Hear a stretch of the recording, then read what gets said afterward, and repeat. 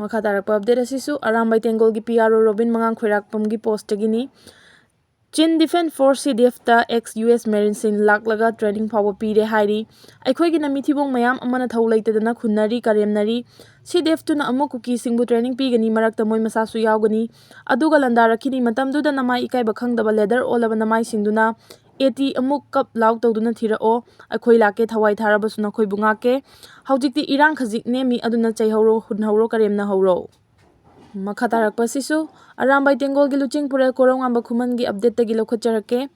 lan leirabasu film kapa thingumsi isai su mafam amada fazana hall gumbada tawnaba tawsi sumang kumai su mafam amada fazana tawsi natradi artist sing warni loinana miyam sisu pothafam leiraroina amikta independent artist sing kaujaraga wari sajari se Arambai Tengol ni Arambai Tengol gi luching purel korong amba khuman gi update ama lokhatjarake Maitai na pulakpa lingjel manarakpada kok chikpa pakharpa phuruk mayam dai haibase khangna chachiko akhoi makha darakpada Union Finance Minister na 2024-25 ki Union Budget Parliament ta puthokre Manipur gi matang da wafam amata palamdre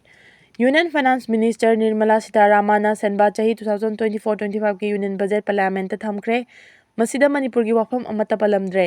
senba chahi 2024-25 ki Union Budget adu ngasi ayuk pung 12 rom tarakpada Union Finance Minister na Parliament table tawkhibani senba chahi 2024-25 ki budget estimate asigi apunba receipt ki senfam borrowing yaudana lupa kor lakh 32 ga supna taret oiri total expenditure na lupa kor lakh 95 ga supna kunma thoini net receipt na lupa kor lakh 9 ga supna 40 ni amadi fiscal deficit na GDP ki chada 8.9 oiri lenga asina deficit asi mathang chahi faubada chada 8.5 ki makha da thamnaba pandam thamli handaki budget asida maru oina employment skilling MSMCS amadi middle class ta miyeng thamli budget asida employment amasung skilling da yumpham oiba prime minister gi scheme manga yauri loinana India si Biksit Bharat ohenbagi matang da hiram mapan da ahanba miyeng thamli ba hiram mapan adudi productivity and resilience in agriculture employment and skilling inclusive human resource development and social justice manufacturing and services urban development energy security infrastructure innovation research development amadi next generation reform ni budget asida North East ki Assam gi sing ichaw amadi Sikkim amasung Chhattisgarh gi matang da pallabasu Manipur da anirak thokiba ising chaw gi wafam di amata pan khidre makha tarakpada editorial kalam ok kangla pawdagi lokhatjarake lengak na lanthekna duna miyam gi awaba ko hallu lengak na apunbagi saktam da singnarakpa singa lantheknau apunbagi saktam kaidana ba lokhapham thokpa thabak sing lokhatlu lengak na yeknaba sing lanthekna dabadagi khunja singna oina lanthekna badagi miyam na lan gi chaitheng mayoknari hojik tholeba irang asigi warishin purakpa ngamdabadagi lanbung oiriba lamdam asigi miyam pumnamak khamthengna awaba mayoknare state asigi apunba saktam thugairaga kuki gi tongan balaiba ama semgani haibagi pandamda immigrant migrant chin kuki jo narco terrorist sing na miyam hatpa yum kai mai thaba amadi lam khochin bagi thabak sing chatharakliba asigi mayokta lengak na karisu tawba ngamdabadagi maraibak nungsijaba apunbagi saktam kaiba yaroi haibagi achetpa khongpham da lepliba mitai miyam maru oina khunja singna lan ngakpagi thabak chathari thokliba watho asigi warishin purakna bagidamang maitai khunja miyamna thodang lauri adubu watho asigi warishin purakna bonabada Indian Security Force singi maraktagi kuki terrorist singi damak pambom tingduna makhoi bungak senba amadi punna maitai miyamgi mathakta landamin rakhibadagi watho asigi warishin purakpa ngamdana lairakhibani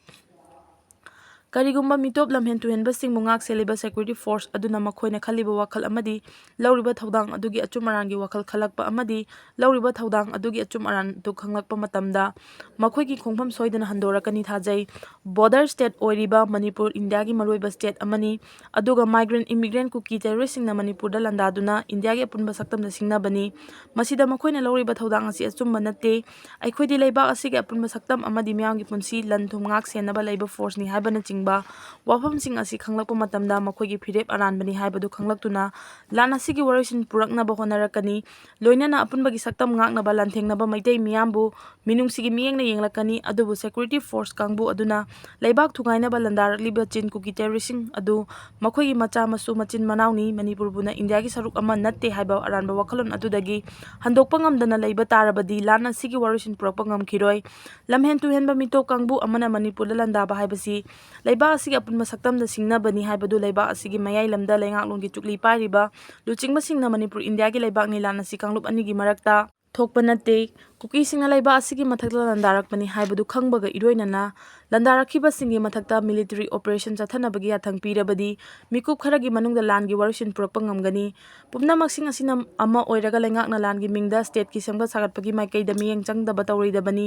ꯋꯥꯊꯣꯛ ꯂꯩ ꯍꯥꯏꯗꯨꯅ ꯂꯝꯕꯤ ꯊꯣꯡ ꯁꯦꯝꯒꯠ ꯁꯥꯒꯠꯇꯕ, ꯍꯤꯡꯕꯗ ꯇꯉꯥꯏꯐꯗꯅ ꯆꯪꯗ꯭ꯔꯕ ꯌꯥꯗ꯭ꯔꯕ ꯄꯣꯠꯂꯝ ꯆꯩꯔꯝꯁꯤꯡꯒꯤ ꯃꯃꯜ ꯍꯦꯟꯒꯠꯅ ꯌꯣꯟꯕꯅꯆꯤꯡꯕ ꯆꯥꯎꯈꯠꯂꯣꯟ ꯑꯃꯗꯤ ꯍꯤꯡꯕꯒ ꯃꯔꯤ ꯂꯩꯅꯕꯁꯤꯡꯒꯤ ꯃꯥꯏꯀꯩꯗ ꯃꯤꯠꯌꯦꯡ ꯆꯪꯐꯝ ꯊꯣꯛꯏ꯫ ꯏꯔꯥꯡꯅ ꯑꯋꯥ ꯆꯩꯊꯦꯡ ꯃꯥꯌꯣꯛꯅꯔꯤꯕꯁꯤꯒꯤ ꯃꯊꯛꯇ ꯂꯝꯕꯤ ꯊꯣꯡ ꯐꯠꯇꯕꯗꯒꯤ ꯄꯣꯠꯆꯩꯒꯤ ꯃꯃꯜ ꯎꯇꯣꯟ ꯄꯛꯅ ꯋꯥꯡꯕꯗꯒꯤ ꯃꯥꯌꯣꯛꯅꯔꯤꯕ ꯑꯋꯥꯕꯁꯤꯡ ꯑꯁꯤ ꯀꯣꯛꯍꯟꯅꯕ ꯍꯣꯠꯅꯗꯕ ꯇꯥꯔꯕꯗꯤ ꯂꯩꯉꯥꯛ ꯂꯩꯕꯒꯤ ꯋꯥꯍꯟꯊꯣꯛ ꯂꯩꯔꯛꯂꯣꯏ꯫ ꯂꯥꯟꯁꯨ ꯊꯦꯡꯅꯁꯤ, ꯁꯦꯝꯒꯠ ꯁꯥꯒꯠꯄꯒꯤ ꯃꯥꯏꯀꯩꯗꯁꯨ ꯃꯤꯠꯌꯦꯡ ꯆꯪꯁꯤ꯫ ꯂꯥꯟꯒꯤ ꯃꯤꯡꯗ ꯁ꯭ꯇꯦꯠ ꯑꯁꯤ ꯃꯄꯤ ꯃꯄꯥ ꯄꯥꯟꯗꯕꯒꯤ ꯐꯤꯚꯝꯗ ꯂꯩꯕ ꯇꯥꯔꯕꯗꯤ ꯃꯤꯌꯥꯝꯅ ꯂꯥꯟꯊꯦꯡꯅꯕꯒꯤ ꯃꯍꯨꯠ ꯂꯩꯉꯥꯛ ꯃꯄꯨꯁꯤꯡꯒꯤ ꯃꯊꯛꯇ ꯑꯣꯏꯅ ꯂꯥꯟꯗꯥꯔꯛꯂꯣꯏ ꯍꯥꯏꯅꯤꯡꯉꯥꯏ ꯂꯩꯇꯦ꯫